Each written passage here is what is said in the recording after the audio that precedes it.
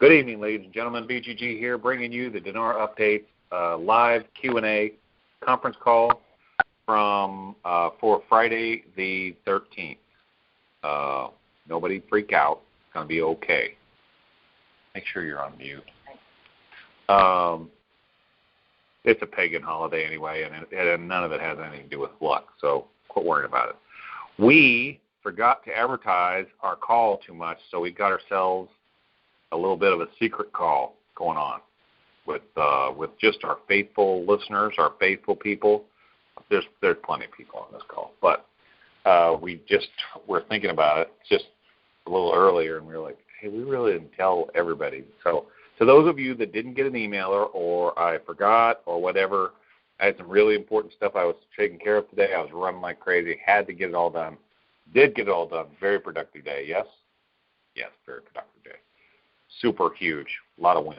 And I really didn't advertise this call too much. So what I will do is we are going to cover some news. There's a bunch of good news.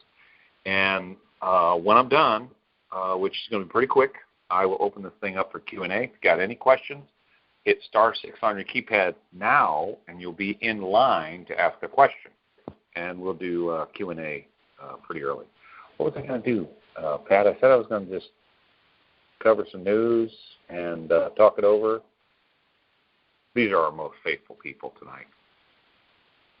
Actually, it's my bad. These are the people that found out about the call in spite of me. That's really what it boils down to. Okay. I just put a link in the Facebook group for our Dinar exchange company called thedinarexchange.com. It's where to buy and sell Iraqi dinar. Listen, this started out as a way to help a friend. We did what we said we were going to do. We sent him a check for $50,000. She said just a lot. It was a lot. Several weeks ago, everybody who helped save the farm, thank you so much. That was really impressive. But it turns out we've got a way to help a lot of other people. So we're just going to keep doing what we do, trying to give people a fair shake, a fair deal, quick service, and a place to buy dinar reasonably and safe. So there is that. And by the way, let me get to some news, and then I'm going to come back to a story regarding this in just a quick second. On the blog, dinarupdates.com/blog, there was a few days ago, everybody's all squirreled up about this Maliki thing. Oh, he's going to be the next president of the Iraq, blah, blah, blah. This whole thing is over, pull the plug, investment's dead, in the water, I hate it. Well, every single thing you could think of. And I told people not to just relax. Long ways before we get to that place. And that's not even going to, I said there's just so many challenges to any of that. First of all, Maliki was only nominated to the head of the National Alliance, which is one particular party. It's not the whole of Iraq. It's not the government of Iraq. It had nothing to do with that. It has to do with a political party. Number two, he wasn't even qualified or by their own bylaws and their own constitution. He couldn't have done that if he wanted to. He probably bribed somebody into getting that nomination. If you guys think you went crazy over that, the internal politics in Iraq went crazy over that, and they ousted him before he even got in. That didn't happen. Supposedly, there's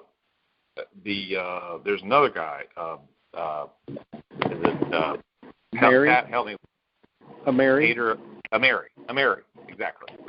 Who is equally as bad a guy, but probably not going to ascend to the pinnacle of politics in Iraq. I mean, he's probably just going to hold this National Alliance post for a year. Then somebody else will come in and take over. So Hakeem was in there for a year. And actually, Pat made a great point. He said, listen, Hakeem was the leader of the National Alliance for a year, so even if Maliki does get that, Hakeem didn't manage to weasel his way into the prime ministership. All that's a whole other set of processes. And so, that was my stance. I told everybody that, relax about the Maliki thing. Yes, it's kind of a dark day, but just relax, it's not going to happen. And I even had, that night or the next night, I had people call me, texting me, hit me up on Facebook. I want to sell my dinar. I'm out. I'm done. I'm sick of this thing. I had a guy personally, a big guy that everybody would know, call me up on the phone. Said, I got 15 million dinar. It's all I've got. I want to sell it all right now. What do you give me? I said, wait a second. I mean, just don't do that. I mean, you're upset. I get that. If you feel like that's too much dinar for you, fine. Sell 10 million of it or sell some of it. Get yourself a fair price for it. Sit on some because, won't you kick yourself if this thing happens in a while and, in a fit of being mad, you got rid of it all? Anyway, so that was the night. Then, 3 days later, find out that it was just a nomination. Internal politics went crazy, ousted Maliki from that nomination, and it wasn't even an official vote. He didn't get in. They've now nominated a guy named Ameri, and it's yet to be seen if he's going to make it. Also, then on the blog for yesterday, I put a flashback from July 27th. It says Iraqis, and this is, by the way, from the Baghdad Post. This is from July 27, 2017. Iraqis demand trial and execution of Maliki over the fall of Mosul to ISIS. Word for word. Check it out. It's still on the blog. I'm going to leave it there. That's from the Baghdad Post, by the way. That is not that is a newspaper, news feed, news outlet that is central to Baghdad and theoretically should be sympathetic to Maliki. So, for all those people that were all up the tree over that whole episode here in the recent past, anyway, that's that. And apparently, the person that had called me that was, all down in the dumps over it, I haven't heard back from him. So, sounds like we're all good. Recent headlines.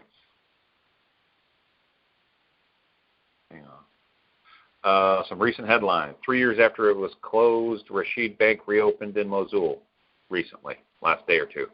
Turkmeni official says Abadi's given the Peshmerga 48 hours to withdraw from Kirkuk. Probably not entirely accurate, but the Peshmerga are surrendering some areas of Kirkuk to the federal government.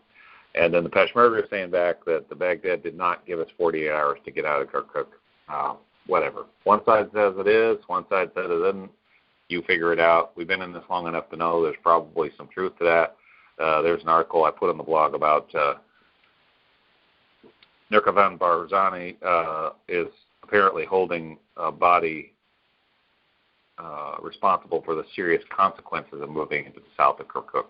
These guys are playing with fire, man. I'm telling you, it's about to go bad for all of them, and particularly for Barzani because the federal government is treating this like what it is. They want to, and Barzani's hands are not clean either, folks. I mean, it's just he's not. So him thinking that he's some warrior for justice, that's baloney. Another quick headline: Rafidian Bank. I pronounced that wrong. Anyway, they announced the issuance of the MasterCard for their employees and citizens. Very big step. Annual meetings of the IMF are being held right now in Washington, D.C. They started on the 13th. They go to the 18th. Is that right? Yes, it's important. They are annual meetings. They happen every year. So it is important that Iraq is there. I'm sure they're going to be a very, very big topic of conversation. So, that's good. There was another, actually, this is an article Ms. BGG found, about the Iraqi and U.S. banks meeting in Washington. That's going to come right after these IMF meetings. So those are going to be the meetings right after the meetings, as I understand it. Because I think the IMF meetings are, I may be wrong, but I was thinking that the IMF meetings were over on the 18th, and these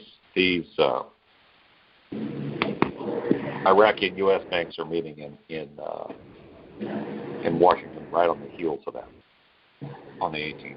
So, having said all that, any news that I'm missing here?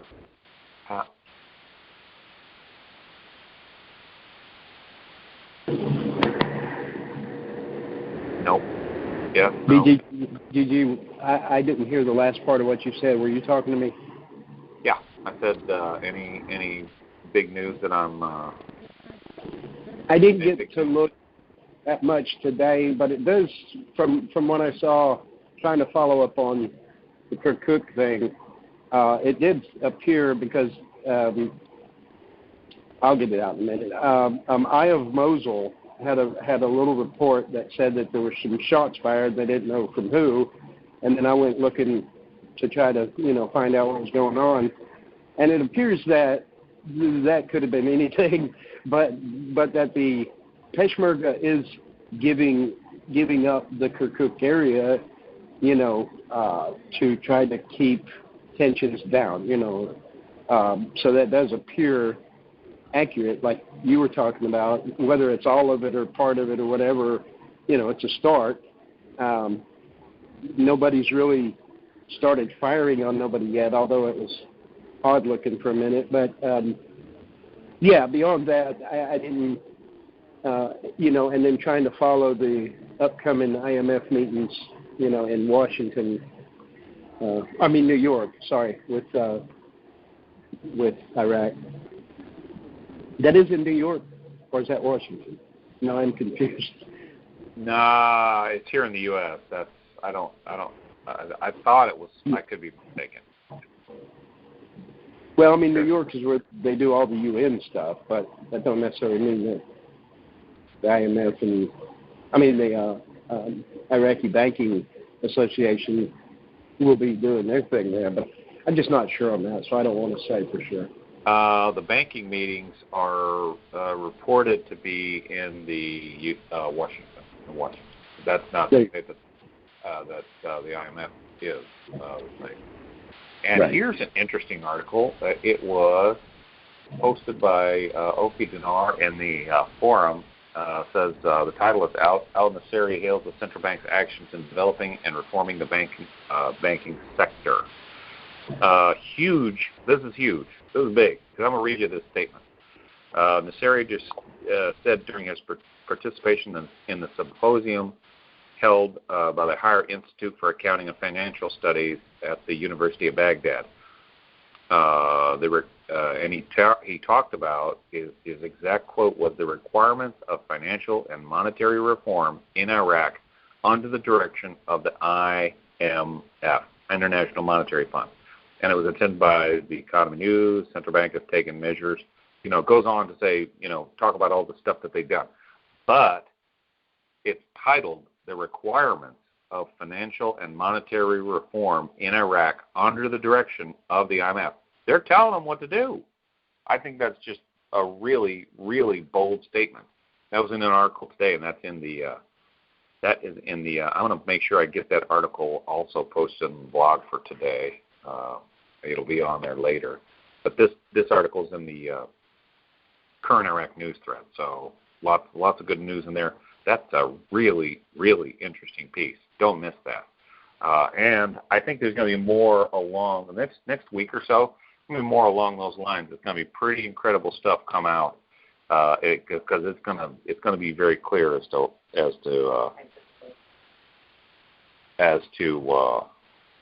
who's driving this cart. So anyway, having said all that, let's get right to Q&A. We're going to keep this call a little shorter tonight. Hit *6 to put yourself in queue to ask a question. *6 will put you in line. First caller is from the 215 area code. 215. Hi, B. Calling in. You're live. Hi, BGG. I may not be part of your elite group, but I am the head of your fan group. Did you know that? The head of your fan club. So. Well, you are obviously part of the elite group because you know how to get in line to ask questions. So you've obviously done this before. I go right away, immediately. It always works. Before you start, I want to run through really quickly just a couple things. I've read today Total is doing a deal in southern Iraq for an oil discovery deal. This big Chinese refinery E&C company, Ditto, Can you comment on Talabani's son making the comment he'll get rid of all these knuckleheads in Kirkuk and establish dual leadership of Kirkuk between the Kurds and the Iraqis so they can settle this matter? Of course he wants to say that he's going to do that because they don't really have any right to Kirkuk anyway. I mean, that's going to be his. That's going to be, and I've heard some reliable dissertation from global think tank types, and they are part of the reason that this is going on right now is because Kurdistan can't make it without Kirkuk oil. I mean, they're financially, they cannot make it. It won't work. The numbers just don't add up.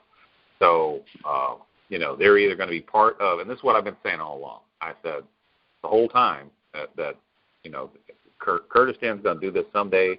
It'll work for them someday, but they can't do it now because they just don't have money. They don't have the money. I believe that they probably saw this as a golden opportunity to encroach more territory, come up with a way to make their books work. Like I've said all along, get rid of some of the crooked leaders, and that would also make your books work as well. If you got the top skimming a lot less than they are, that would be helpful. So, that's one way to go too. That sounds like that's going to happen before it's over with. I think this thing is, it's not going to go quite the way everybody thought it would go. They lied about it from the very beginning, about what it was for. They were like, this is just a simple vote, doesn't really mean anything. Apparently it meant a lot more than they were willing to admit. Right. It is, whatever non-binding means.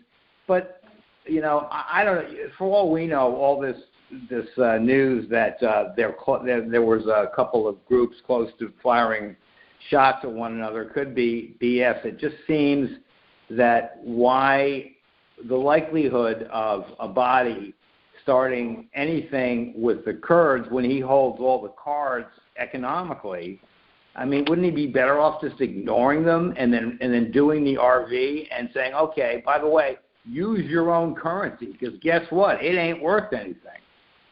Right. Well, whatever. Yeah. They do have currency, apparently. Someone said they have their own currency. Whoopee. No, I don't think I thought that. They don't. I mean, that's just. I think it's a novelty. It's not even a. Okay. Not even worth worrying about. But you don't think there's a risk these guys are going to start shooting at one another, do you? I think somebody in Iraq is always shooting at somebody. I don't think that's official. I don't think it's sanctioned by the government. I don't think that's. I mean, it's like. It's Iraq, man. Somebody's always shooting at somebody. They got to keep the gun barrels moving. I got you. And the Iranian militia, are they a pain in the ass? Are they still an issue? Can't Abadi just get them to go away? Or are they? No, because it's not particularly for the Iranian militias per se. It is it's the Shia sect, which is more, it's more a regional cultural thing than it is particularly Iraqi versus they're Iraqi, but they're more aligned with the Iranian mullah than they are anything else. So because I heard Sadar said, "What do we don't need two armies," is what he comment he made one day. Well, and he's not particularly in favor of the Shia militias. That's not his, and so he would make that comment. Which is but he seems so logical. He seems so with it. I mean, he's a political animal. Don't make no mistake. I mean, he is. Things he doesn't say or says are politically calculated. No question about it. But last question, deep down inside, are these guys really going to go back and start this crap all over again? Meaning start another war. It's not a civil war. It's not sectarian, but it ain't gonna be a war, and not to worry about it. Gotcha. Signing off as your self-appointed head of your fan club. Thank you so much. Have a great night. Appreciate it. You too. You too. Good conversation. Let's do it again soon. Okay. Star 6 to get in line, get in queue to ask a question for the night. What's your question, Pat? My question? Yeah. Wow, when's this going to be over? That's a good one. But you can't answer that. If I knew, I would. Sure. Absolutely. If I knew, I would. I would not keep it a secret. Anyone inferring that they're keeping it a secret, not telling the whole truth. But okay, folks. What's that? I was going to say it's enough to watch the daily progress, and I have a good feeling about it. So, not just that I'm going on, you know, but it looks good. Yeah, feeling side. There's an awful lot. There's an extraordinary amount of forward progress right now financially. And that article that I just talked about, I'm going to make sure I put that on the blog. Don't miss that. That one is it is full of meaning. So, they apparently according to the IMF and under the IMF's direction, they are in the midst of monetary reform right now. That's what that means. So whatever ultimate goal the IMF has, we're about to find out what it looks like. I think it's still full steam ahead. I think you're exactly right. In fact, according to the IMF and somebody else recently, they said Kurdistan didn't even factor in. Didn't even matter. Wasn't it the credit rating agency, along with the IMF? They said it doesn't affect Iraq's credit rating at all. So Maliki obstacle, Kurdistan, not to worry. Either way, not to worry. So, having said that, let's keep this call short. Oh, hang on. We got one wireless caller. Let's take this. Next caller is from the 703 area code. Thanks for calling, and you're live. BGG, this is Magnet Lady. Hey, Mags, how are you? I'm doing fine. I noticed that you were having a little difficulty over what, when, why, and where, and I work right directly across the street from the IMF. Well, there you go. You're the perfect person to... I believe, as far as we were told, that the meetings are from today through Monday or to Monday, as far as to the 16th. As far as the IMF meetings, this goes on every year, the middle of October. And then I noticed that Arlene's article did say the 18th on that other meeting, so I'm not sure, if it's connected specifically with the IMF meetings or not. But yeah, I was talking to Alan, Mr. White, earlier, right before we got on the call, and we were mentioning that would just seem logical that the same team that was over here for the IMF meetings would just stay and have meetings with the Iraqi bank. Right, I'm sure. Yeah, that makes sense. But it was difficult getting home tonight from 20th and Pennsylvania to get out on the highway. Lots of big black cars and traffic everywhere and whatever. So got the place clogged up, don't they? Yeah, they do. And the roads will all be closed by tonight. They were starting to close the roads around there, and which they do every year. It's just a precaution. Isn't the Iraqi embassy actually in your office building also? Not in my building, no, but it's probably there around close. I'm not sure for sure where it is, what the address is of it. I thought. Oh, she was visiting somebody else, right? In that same neighborhood. When my daughter was there, she was apparently with some other company right close to you, and she walked right by the Iraqi embassy right there. Right. We met for lunch in the base or the first level of the IMF building, which is a restaurant. That's her favorite restaurant that she loved so much.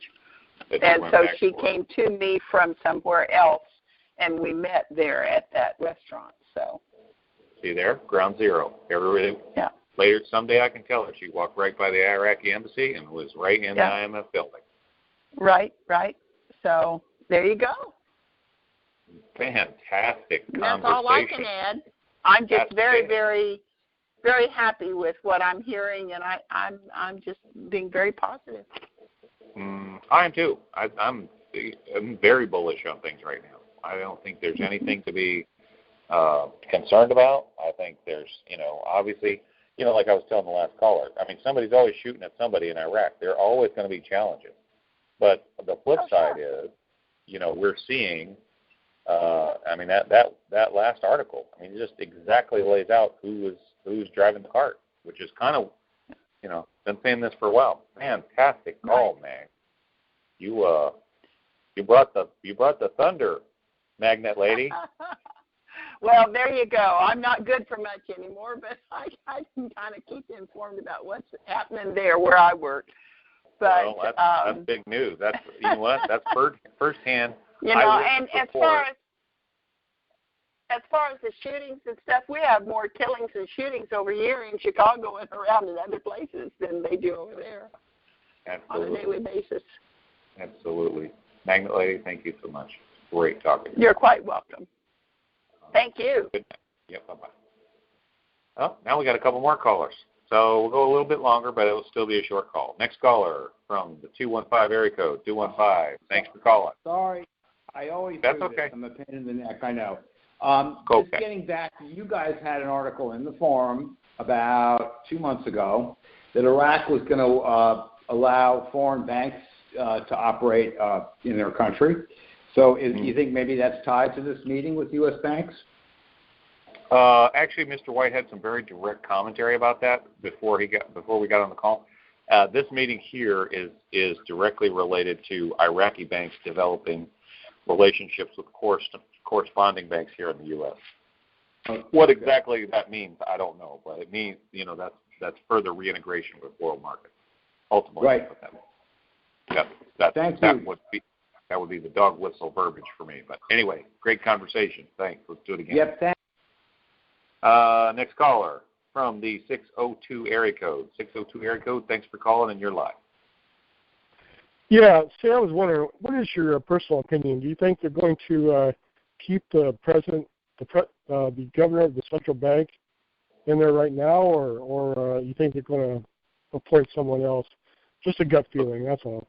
Looks like he's going to stay. Apparently he's figured out how to play ball, and he's, doesn't look like he's going anywhere right this second. But, listen, we've been through how many now? 4? This is number 4? I believe so, yes. Yeah, so anything's possible. And, this is probably my last, the guy I would last predict that would be in charge of this kind of monetary reform, which is exactly why you should not have me pick your fantasy football picks, because this guy's probably doing pretty good. Yeah, it's just kind of hard to accept that, simply because Maliki appointed him to put him in there. Maliki put some key people in key positions he appointed before he left, and hopefully everybody has came around and decided to step up to the plate and play ball. Hopefully they have. We'll find out. Well, there are a lot of people, by the way, that are that were in political power during the Maliki era, that are very political people in general. So, if they're obviously very smart, survived a very long time. They can see what's on the menu. They don't, I am sure just because Maliki appointed a lock doesn't necessarily, probably not a great. Primarily, what it would mean, I would think the first and most basic understanding is that he is a member. He's what they would refer to as a Baghdadi, which means he's a member of the Shia ruling class from Baghdad. That's primarily where to start. Sure. Maliki appointed him, sure, but so was a body out of that same initial fundamental political understanding.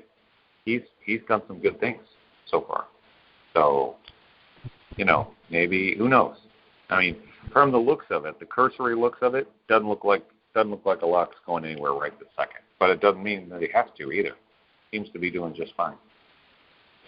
Well, I sure hope that they pass that basically the FDIC type law for their people and for depositors coming into their country to do business.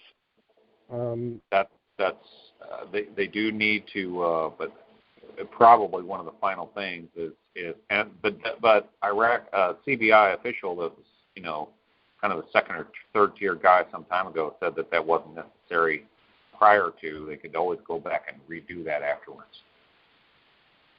So at this time they haven't done anything like that, even though they talked about it a lot. Yeah. Right. Yeah, they definitely need to do that. They need to have protections in place for international investors, or they won't get international investors. Exactly, or else nobody's going to come in. Hey, can't get our money out? Forget it. Exactly. Sounds like they have some work to do before they're going to do anything. No, not that much, because actually that CBI official in the last, and it's been 2 or 3 months ago, he very plainly alluded to monetary reform could be done first, and everything else could be done immediately thereafter. It almost sounded like that's the way they were going to do it. Oh, I see. That was verbatim from someone in the CBI. Whether he was authorized to say that or not, that's another story. But that was what he said, and kind of try to just stick with what's been printed. Sure, absolutely. Well, this new article that came out, I believe either today or yesterday, about getting all the banks. Oh, geez, I wish I could remember how it was worded. It was basically getting all the banks on par so they could go ahead and do business with foreign countries or foreign investors. Yep. I see that as a positive thing. They have to do that. That's what these meetings in Washington, D.C. are directly after the IMF are all about. They're all about developing international relations so that they can transfer money back and forth. Yes, well, absolutely. And thank God for the IMF basically teaching them what they need to do in order to become a country.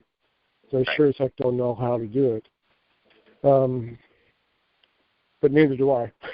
So, well, I guess that's about all I got for you. Well, that's a very good call. I appreciate it, caller. Let's do it again soon. Hey, have a good weekend. You too. Bye-bye. Okay, everybody. That's our call for the night. We had Magnet Lady call in and give us the very lowdown on the first-hand review of exactly what the IMF meeting area looks like. She is right there, close to it. So thank her so much for that, and all of our Dinar Updates team, all our researchers, people that bring us the news every single day. We couldn't do it without you guys. Mags, thank you so much. That was a wonderful conversation. So everybody, stay tuned to Dinar Updates. Facebook group, the blog, the Observer, the Current Iraq News thread, the forum. We'll keep bringing you Dinar news, Dinar commentary, and Dinar info as we're able.